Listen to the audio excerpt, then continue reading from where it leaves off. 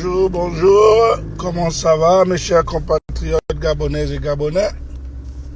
C'est Landry Amiang, Washington. Comment ça va? Je suis debout à 8 h du matin. Je suis sur le terrain parce que ça va être une longue journée. Alors, sans pourtant vous faire attendre, je fais ce live pour me répéter. Je dis bien me répéter. Par rapport à une vidéo qui circule de Madame Bissa sur les réseaux sociaux à mon sujet. Je vais une fois de plus me répéter. Je vais me répéter. Je veux me répéter pourquoi? Je vais me répéter parce que cette affaire n'est pas nouvelle. Ce n'est pas une nouvelle affaire. Cette affaire date de 2013.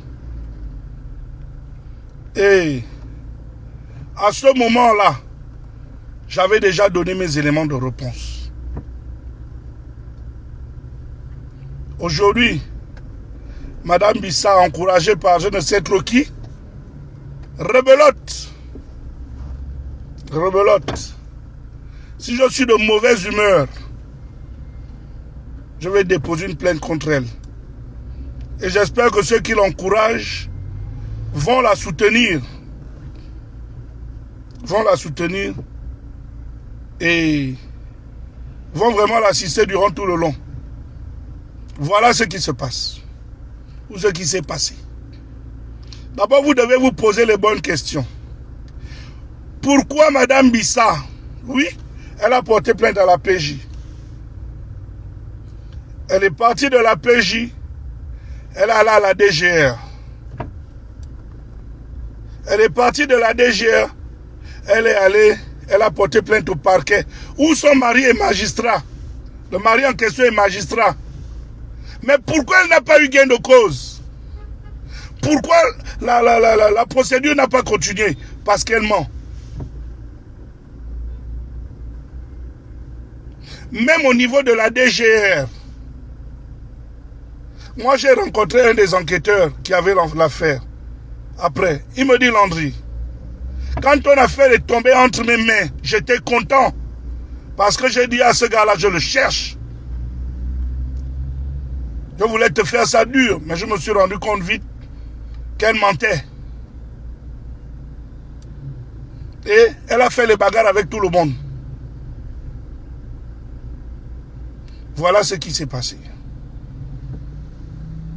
En 2013, pendant que je me trouvais à Los Angeles, Madame Bissa, c'est pas Bissa, son frère qui est en Belgique, me contacte qu'il a besoin d'un véhicule. À ce moment-là, on venait de mettre en place l'interdiction d'importation au Gabon des véhicules de plus de 10 ans. De 10 ans. Elle avait un budget. Et moi, j'ai dit à son gars, déjà, premièrement, je ne fais plus. À ce moment-là, je ne faisais plus les affaires avec le Gabon. Je ne vendais plus mes véhicules au Gabon. J'avais arrêté déjà, depuis longtemps, d'envoyer les véhicules au Gabon. Le frère dit, non, non, non, le véhicule en question va au Congo. Et le budget qu'ils avaient, ils voulaient une Tundra. Je leur ai dit que avoir une Tundra à ce prix-là, c'est autour de 8 millions qu'ils avaient dit. Avoir une Tundra à ce prix-là, de moins de 10 ans, c'était pas possible. Ils ont insisté. J'ai dit, bon, pour faire simple, prenez l'avion, venez aux États-Unis, je vous accompagne à acheter le véhicule. Et puis, vous, voilà, vous repartez tranquillement. Ils ont refusé. Ils ont insisté que j'aille acheter le véhicule. Parce qu'ils avaient l'intégralité des sous. C'est comme ça que Je suis allé chez un concessionnaire. J'ai vu un véhicule à 13 200 $. Pour être plus exact. À l'époque, ça faisait 6 800 000. Comme ça que je leur ai envoyé les images. Ils m'ont dit, le véhicule leur intéresse. J'ai de moi-même, là sur place, j'ai mis 500 $ en dépôt pour bloquer le véhicule. Ceux qui sont aux États-Unis connaissent comment ça se passe. J'ai bloqué le véhicule. Le lendemain, ils m'ont envoyé 5 800 $. Donc l'équivalent d'environ 3 millions quelque chose. J'ai pris leurs 5 800. J'ai complété avec pour moi parce que j'avais 24 heures. 48 heures pour enlever le véhicule. J'ai complété avec mon argent. Je suis allé. J'ai pris le véhicule. J'ai pris le véhicule. Le jour d'après, ils m'ont encore envoyé, je crois, si j'ai bonne mémoire, je crois, elle a les reçus de Western Union. Ils m'ont encore envoyé, je crois, 1,5 million ou 7, quelque chose comme ça. Là. Il n'y a pas de problème. J'attends. Nous, ça, c'est pas, on a qu'à commencer, hein. Ça a commencé en... Ah, comment on appelle? On a commencé, on est là en septembre, hein, en septembre. Novembre. Décembre. Janvier. Entre-temps, moi, je cours après eux pour dire, mais comment? Vous m'avez dit que vous avez tout l'argent. Mais même l'argent pour finir le paiement de la voiture, vous n'avez même pas encore tout envoyé. C'est comme ça qu'en janvier, ils m'envoient encore une autre somme d'argent. Je dis, mais c'est pas suffisant. Finissez de payer le véhicule. Finalement, c'est en mars ou avril, qu'elle envoie le montant qui couvre le prix de l'achat du véhicule. Mais là aussi, il faut le transport. Parce que je ne leur ai pas vendu le véhicule, je faisais une commission. Il fallait qu'ils envoient l'argent du transport. On a encore recommencé à tourner. C'est comme ça qu'autour de juin, Madame Bissa et son frère reviennent pour me dire, non, finalement, envoie d'abord le véhicule et on t'envoie l'argent du transport après. Je dis, mais c'est quoi cette histoire-là? Je dis, c'est quoi cette histoire? Oh, c'était pas ça l'arrangement de départ. Entre-temps, moi, le véhicule est là, il est immobilisé. Il est dans un parking payant que je paie chaque mois. Ceux qui sont aux États-Unis savent. Parce que j'avais une place limitée de parking. Et vu que j'occupais un parking extra, il fallait payer pour ça.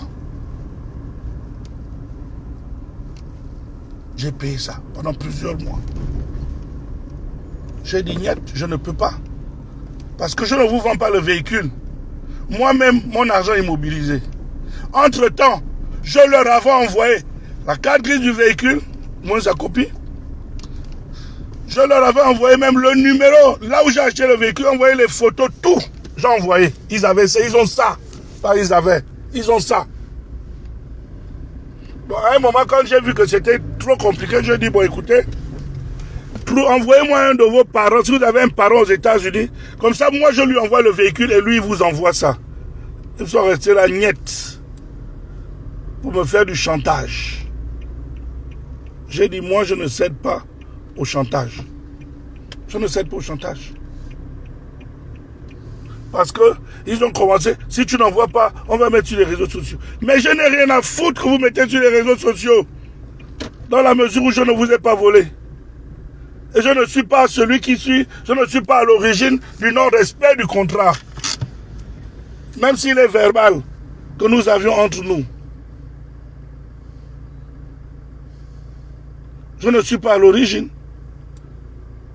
Donc, moi, le chantage, je ne cède pas. Alors, on a tourné. Finalement, elle est allée porter plainte. Hein? Finalement, c'est comme ça que la dame va porter plainte à la PJ. Contre moi et mon fils. À ce moment, j'envoie toute la documentation à la PJ. Et je défie Madame Bissa de publier les trucs d'envoi qu'elle a. Je défie de publier ça. Parce qu'il faut qu'elle publie ça. Sinon, je risque de porter plainte contre cette dame-là. Et ne venez pas me dire après que oh, tu aurais dû ma chaîne. Moi, je ne suis pas dedans. Parce que quand cette femme vient me diffamer, vous êtes là, vous encouragez. Donc, j'ai produit des éléments à la PJ. Et c'est comme ça que les gars ont rejeté. Mais il y a quand même une personne qui m'a supplié que, pardon, rend lui-même un peu d'argent. J'ai refusé. Avec insistance, je lui ai quand même renvoyé un peu d'argent. 2 millions. Des 6 800 000 qu'elle a envoyé. Et non 9 millions. Je lui ai renvoyé ça. Quand elle va porter plainte après, par pitié que je l'ai fait, parce que je n'étais pas obligé de le faire. Parce que la loi est claire. Si l'une des parties ne respecte pas une clause du contrat, l'autre partie n'est pas tenue de la respecter. Donc, cela étant, je ne vais pas être trop long. C'est lundi matin, les gens du ton doivent travailler. Madame Bissa, vous n'avez pas eu gain de cause. Parce que vous avez tort. Ceux qui vous encouragent, cette affaire-là, on en a déjà débattu. Vous avez porté plainte pendant que j'étais en prison.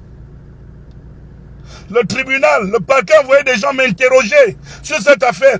Ça n'a pas prospéré. Parce que même le procureur qui ne m'aimait pas, à l'époque, a vu que vous n'avez pas raison. De deux, je suis enjolé avec vous. Je passe la majorité de mon temps enjolé. Pourquoi ne n'êtes-vous jamais rapproché de moi? Vous venez sur les réseaux sociaux, pourquoi? Pour le buzz? Parce que, ou pour salir ma réputation. On ne salit pas ma réputation. Si je me rebelle mal, je vais vous porter plainte pour dénonciation calomnieuse. Moi, ma plainte va prospérer parce que j'ai raison. Oui, vous m'avez porté plainte partout. Mais publiez aussi les envois avec les dates pour que les Gabonais voient à quel moment vous avez envoyé combien. On regarde les dates. Donc, voilà ma version. Je me répète. Si vous fouillez là sur ma page Facebook là, si vous fouillez sur ma page Facebook, vous allez voir que j'avais déjà dit la même chose lorsque cette affaire a éclaté en 2013 ou 2014. Donc, Madame Bissa, je vous demande de me présenter des excuses. Je vous demande de me présenter des excuses. Parce que si je me réveille mal, je dépose une plainte. Je ne veux pas voir un parent ou quelqu'un venir me dire non, il ne fallait pas le faire. Ton mari est magistrat. Tu as porté plainte. Pourquoi tu n'as pas eu gain de cause? Tu as même porté plainte chez des gens qui ne m'aiment pas. Alors, donc, moi j'ai terminé. Je voulais clarifier ça pour mes fans et pour les personnes qui m'interpellent. Pour dire que cette femme-là ment. Elle a menti à l'époque.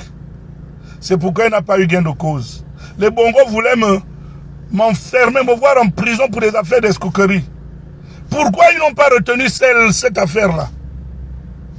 Parce qu'elle ment, tout simplement. Bon, je vous remercie. Allez, bon lundi à